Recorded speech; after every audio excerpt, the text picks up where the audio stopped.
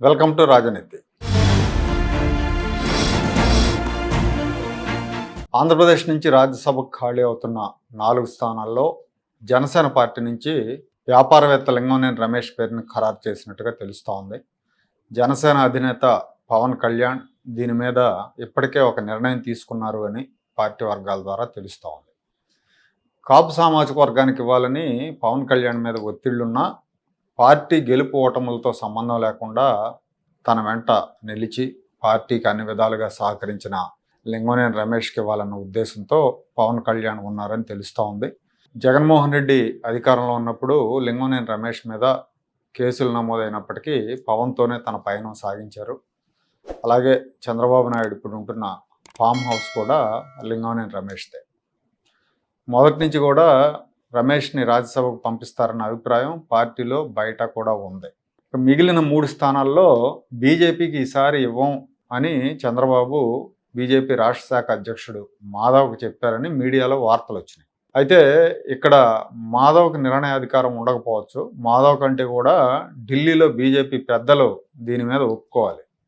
BJP పెద్దలకు చంద్రబాబు తన పార్టీలో ఉన్న తీవ్రమైన పోటీ, తన మీద ఉన్న ఒత్తిళ్ల గురించి వివరించి ఒప్పించగలిగితే 3 స్థానాలు టీడీపీకి దక్కే అవకాశం ఉంది.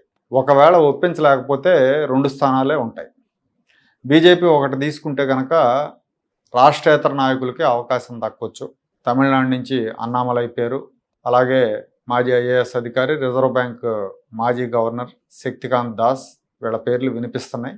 శక్తికాంత్ దాస్ని రాజ్యసభకు ఎంపిక చేసి ఆర్థిక మంత్రిగా అవకాశం ఇవ్వాలన్న అభిప్రాయంతో ప్రధానమంత్రి ఉన్నారని ఢిల్లీ రాజకీయ వర్గాల్లో చర్చ జరుగుతూ ఉంది. ప్రస్తుతం దేశ ఆర్థిక పరిస్థితి చాలా సంక్లిష్టంగా ఉంది. ఇరాన్ యుద్ధం దాన్ని మరింతగా దిగజార్చింది. యుద్ధానికంటే ముందు నుంచే కూడా ఆర్థిక పరిస్థితి బాగలేదు. సో దీన్ని చక్కదిద్దాలి అంటే గతంలో పివి నరసింహారావు గారు చేసిన ప్రయోగాన్ని ఫాలో అయ్యే ఆలోచనలో మోడీ ఉన్నట్టు తెలుస్తూ ఉంది. అప్పట్లో పివి నరసింహారావు రిజర్వ్ బ్యాంక్ గవర్నర్గా పనిచేసిన అనుభవం ఉన్న మన్మోహన్ సింగ్ గారిని ఆర్థిక మంత్రిని చేశారు. ఇక తెలుగుదేశానికి 2 స్థానాలు ఉంటే ఆ రెండిట్లో ఒక స్థానంలో కొత్త ముఖాన్ని తెర మీదకి తీసుకొస్తున్నట్టు విశ్వసనీయంగా తెలుస్తూ ఉంది. తెలుగుదేశం పార్టీతో పెద్దగా సంబంధం లేని ఆ వ్యక్తి తెలంగాణ రాష్ట్రానికి చెందినవాడని, మాదిగ సామాజిక వర్గం అని, ఆర్థికంగా మంచి స్థితిలో ఉన్నాడని తెలుస్తూ ఉంది. ఇప్పటికున్న సమాచారం ప్రకారం ఆ పేరు మీద అగ్రనేతల్లో బాగా చర్చ జరుగుతూ ఉంది. ఆయనకు అవకాశం ఇస్తే ఎలా ఉంటుందని. తెలంగాణలో పార్టీని మళ్ళీ ట్రాక్ మీదకి తీసుకురావాలనే ఉద్దేశంతో చంద్రబాబు ఉన్నారు. సో జనాభా రీత్యా తెలంగాణలో మాదిగ సామాజిక వర్గం ఎక్కువ కాబట్టి ఆ సామాజిక వర్గం వ్యక్తికి అవకాశం ఇస్తే అక్కడ పార్టీ నడపడానికి అవసరమైన అన్ని వనరులు సమకూరుస్తాడన్న ఆలోచనతో ఈయన పేరు ఖరారు చేసే అవకాశం ఉందన్న వార్తలు వస్తున్నాయి.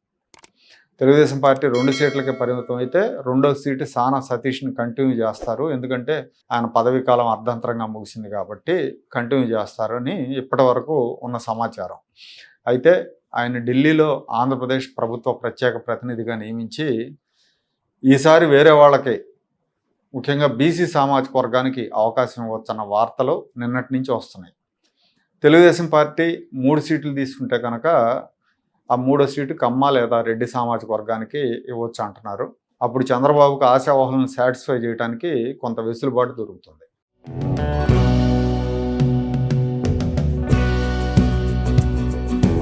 Like, share and subscribe to Rajaniti channel.